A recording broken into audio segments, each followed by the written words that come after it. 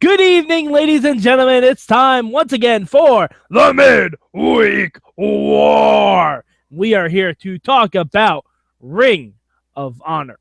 Now, full disclosure, my DVR was being a jobber this week, so I got to see about 2/3 of Ring of Honor. I didn't get to watch the main event, but the voice of Inspire Pro Wrestling, Eamon Paton, is here to tell me all about it. Eamon, how are you, sir? Yes, indeed. I get to catch all of Ring of Honor this week. We'll go into the episode, but yeah, excited to talk about some ROH this week. Alrighty, and Eamon, what is your word for Ring of Honor this week? My word is, I'm trying to think of I can't think of words for some reason, but I'm trying to think of matchmaking. Is that one word? If you put like a little hyphen between it, okay. Yeah, that's one matchmaking. word. Matchmaking, match me a match. Yeah, I'll go into the matchmaking of this week's show, but yeah. All right. My one word for this week is hoss. That was literally gonna be my word until I thought of it. But yeah. Yeah. All right. I'll do my good this week. My good is the opening match. Mm-hmm. Donovan Dijak versus Moose. Holy shit. That was fun. Yeah, considering like Dijak is just kind of like Jay Lethal's undersecretary in the House of Truth, but that was a fun, explosive match. I love when big guys do things that big guys should not be doing. I love that they were like trying to one up each other too. Yeah, it was really great. Also, when was the last time, and maybe it's happened more recently than I can think of, and it's just not coming to my mind. When was the last time we had a one-on-one match where there's a face manager and a heel manager? No, that's a good point. Not tag team partners are outside, not like Xavier Woods out there with his trombone, although that's awesome. He's not a manager, he's a wrestler.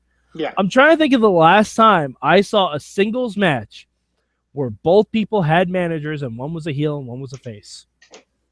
That's a good point. I cannot remember when that happened last. I cannot. Nothing is coming to my mind.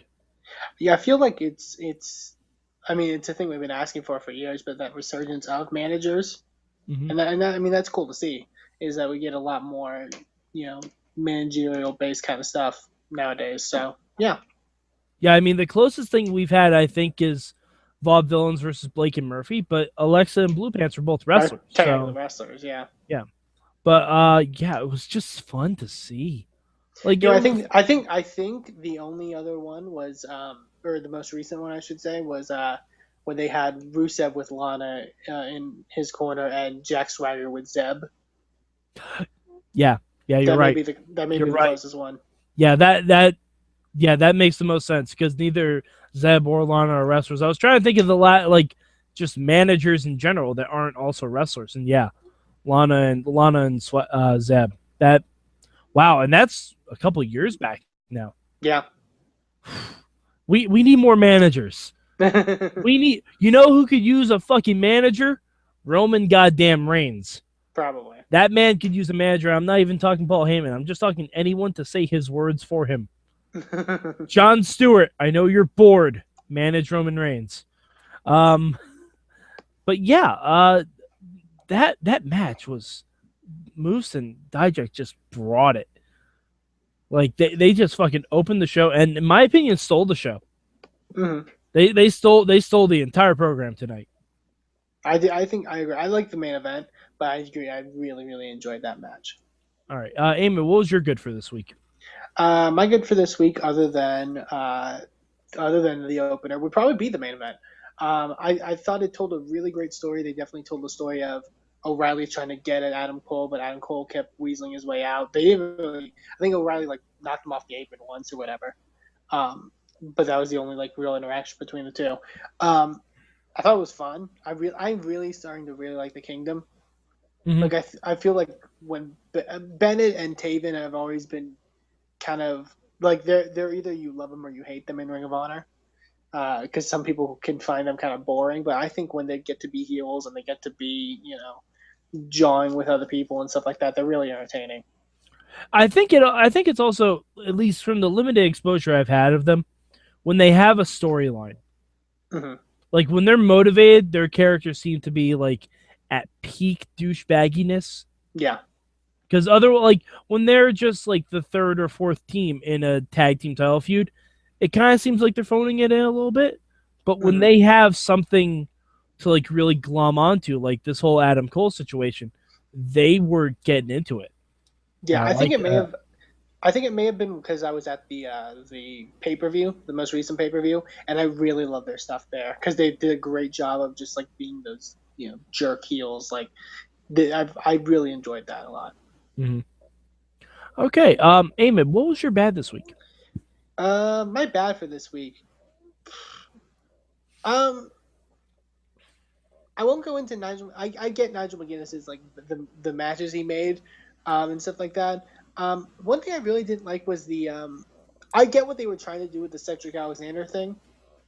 My thing is like legitimately that match with Moose, the no DQ match, was extremely crazy and violent, and yeah, it's right to say that somebody could have gotten injured. And then immediately when he comes out all taped up, the guy's like, I don't know. I don't know if he's really injured. It's like, what do you mean you don't know? Well, see, the thing about this for me is this match would have had much more of an impact if it happened, I don't know. Like the week after. The week after the pay-per-view. That's fair, because, okay, in the sense it's been over a month since All-Star Extravaganza. That's true. The thing is, this technically was taped the day after. Yeah, no, and I get that. I understand that, but you have to understand, from a TV viewer point of view. Yeah, I understand that. It doesn't make fucking sense. Not at all. But, like if you can't recover a month after the pay-per-view, you better go see a fucking doctor, because Moose fucked you up. That's true. At the same time, Moose hit a drop kick on Cedric Alexander from when Cedric was on the turnbuckles, and Cedric went splat to the floor. Like he didn't catch anything. That was a violent match. I don't know. I just feel like, especially with Nigel saying it, like it's hard because Nigel's the supposed figurehead or whatever. So it's like, yeah, that makes it kind of difficult. Also, I'd like to thank Ring of Honor for not having Steve Corino on this week, and he won't be on next week. Thank God. Because next week the Bucks are taking on Silas Young and the Beer City Bruiser. I get to enjoy a Young Bucks match. Thank you. I actually get to enjoy one without dreading every time they hit a super kick. They're just gonna wheel them out in the middle of the match, and you're gonna be so angry. They're gonna have like a Staples "that was easy" button. Yeah, just gonna press it. Just say super kick. No, but I'm thanking them for not having Corino, because then we wouldn't have gotten any comments about Veda Scott's legal briefs, because that would have been there. Yeah. I mean, granted, I approve of Veda Scott's legal briefs. I really do. In fact, I wouldn't mind if she filibustered once in a while. Jesus. Sorry. I love you, Veda Scott. You're right here in my heart. I have to work with her someday. You get Eamon nomenclature. You get to work with her someday. I do. The pleasure. You get the anyway. My bad for this week. It's not so much as a bad, it's I'm disappointed. And it's Dalton Castle. Disappointed that he's so sad? No. Disappointed that they're not doing more with this. Like, Dalton coming out without his fanfare was sad. Dalton like snapping his fingers and waiting for the boys to magically appear in front of him. That was great. Him looking at the ropes and no one holding the ropes open for him. That was great. But you don't think it translated into the match? No, it did. His aggression translated, but I need a promo. I need maybe Silas holds one of the boys out at the stage and distracts Dalton. I need something. I need something to make it look like these guys are in the same arena at the same time, because otherwise it doesn't work for me. Like, I don't want to. I agree with you, but I don't want to say this as like a cop out or whatever. But it's like that's Ring of Honor. Like, I know, but it shouldn't be. Like, you're also telling a story. You're trying to tell a story, and it's a story I want to be told. I'm like a kid. I'm like a little kid waiting to go to bed, giving you this big book like, Mommy, read me a story. And they just start stumbling through it, skipping all the important parts. There's aspects of there's stories in Ring of Honor and other places where you tell the stories through matches and in the ring, but this is of two young men getting abducted. Yeah. You can say it. They're getting abducted by racist rednecks. Yeah. That is what is happening. Well, I think Silas Young's from like Chicago or something. I don't know, but he's pretty much a redneck. You can be a redneck from Chicago, Eamon. Don't be rednexist. Yeah, that's fair. But yeah, I understand where you're coming from. Yeah, like when we were getting ready to tell this story, I was excited for it because I love Dalton Castle and Silas Young was playing his part well. But every single week I'm like, can Ring of Honor do this? Because this is a story that not demands, but requires segments. Like, it requires backstage interaction or at least ringside interactions. And that is not Ring of Honor's strong suit. And they're just kind of proving me right, unfortunately. Like, and I really want to see where this progresses.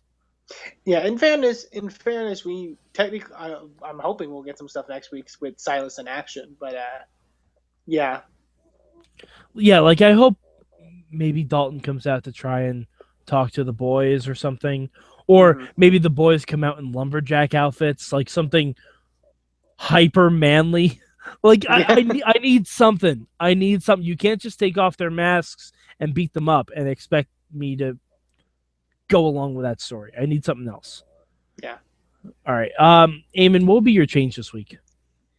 My change for this week has to deal with the fact. So I watched this on ringofhonorwrestling.com because I don't have Destination America. Just a heads up, Ring of Honor. I know you're concerned. You're very concerned because you tell me every 5 minutes when you're not showing me the wrestling on the show. My knees are fine. Okay, I don't have knee pain. I don't need knee braces. Okay. It was literally every ad following a commercial break, including a cartoon of an old like a poorly done like cartoon commercial of an old lady wanting to play with her like daughter and not being able to get out of her chair because her knees are bad. Like, I don't have knee problems. Eamon, you're young. You will have knee problems. One day, but not now. But you know what? When you have knee problems, you will thank Kerry Silkin. You will thank Ring of Honor. You will thank Nigel McGuinness because you will know where to go for knee pain.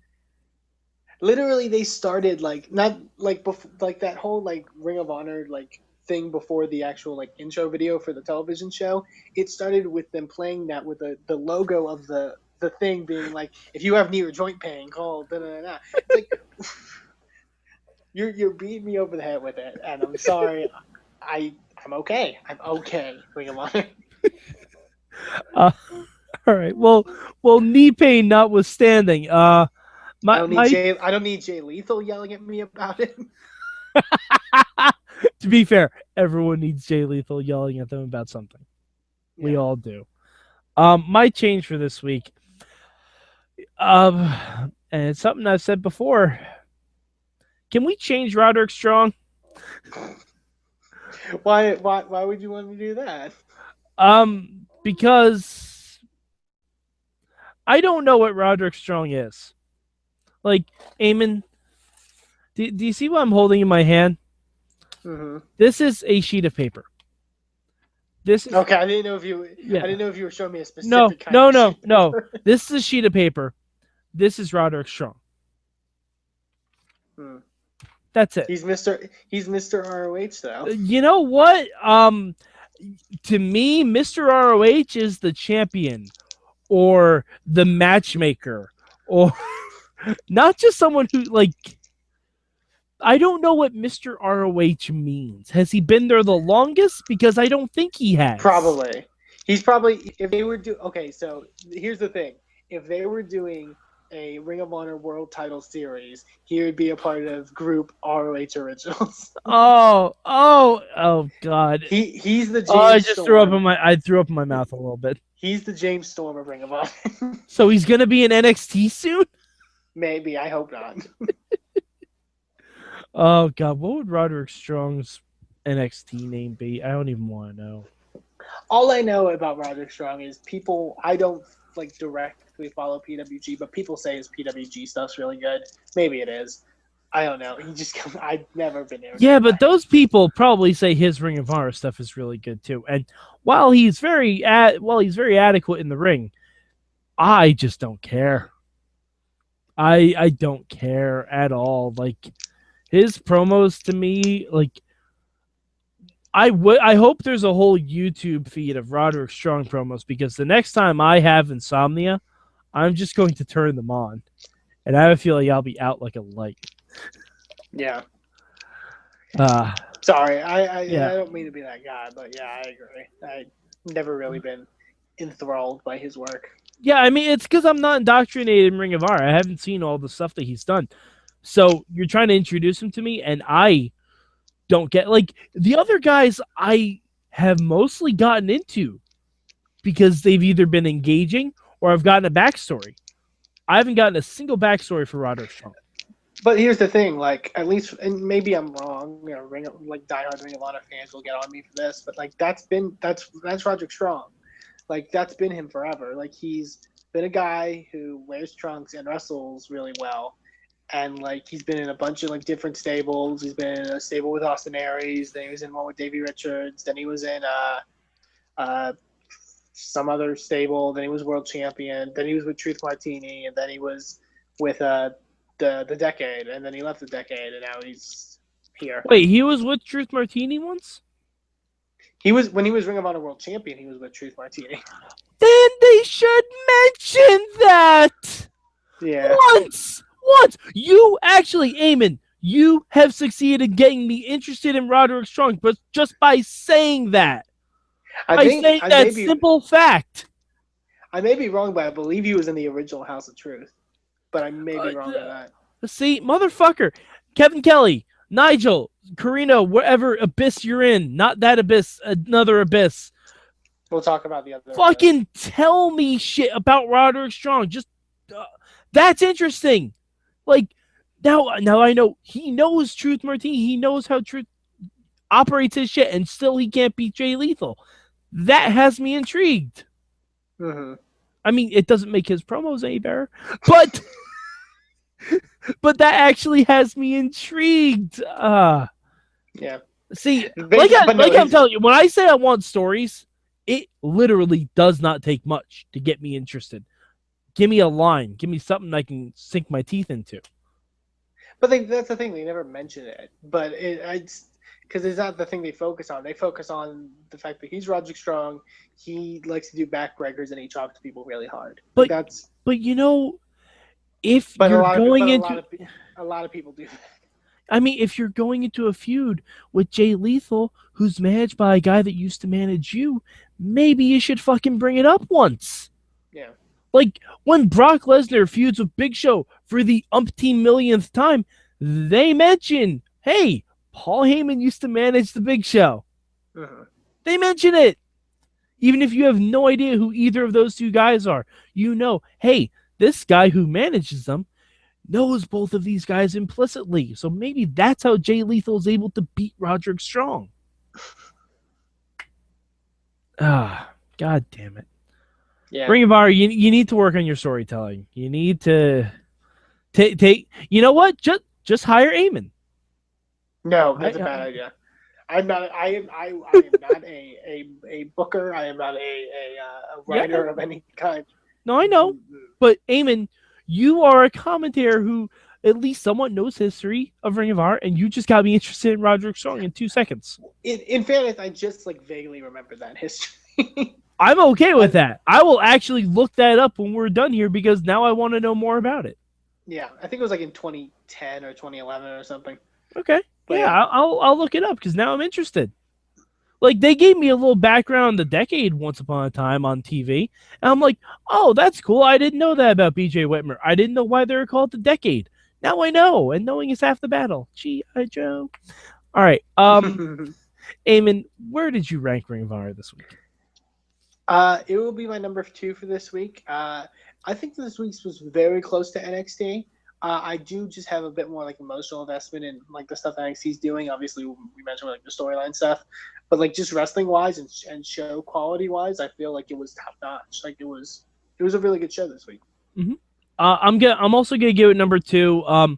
It's still kind of an incomplete for me. I can't really properly rank it because I didn't get to watch the main event yet. I'm going to.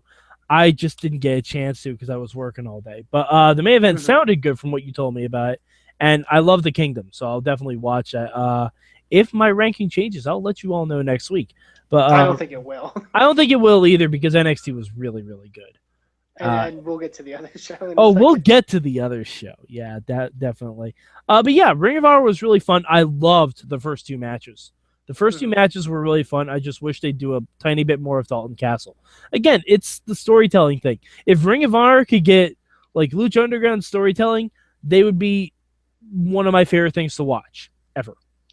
But they're not there yet, and they need to learn how to do TV better. But other than that, it's a solid show. It's a solid wrestling show. And when they're actually doing storyline episodes, they're really good. So, Eamon, where can the good people of the internet find you? They can find me on Twitter at Eamon2Please. They can also find Inspire Pro Wrestling, the company I work for, at Inspire Pro Res. And also check out an event we're doing this Sunday in Austin, Texas called Tagcade. Yeah, I love that name, Eamon. I love it. It's a really great name. You can check out more information about that over at InspireProWrestling.com. And that's Tagcade with 2 G's. With 2 G's, because of course it is. Yeah, of course. It has to be 2 G's. You can find me at MadMike4883 on the Twitter machine. And if you are a fan of the Midweek War, as we know you are, this Tuesday, live.sorgatronmedia.com, we will have Lucha Underground producer Krista Joseph. You may know him as Big Dick Johnson, but he will be on the Wrestling Mayhem show proper and the Indie Mayhem show.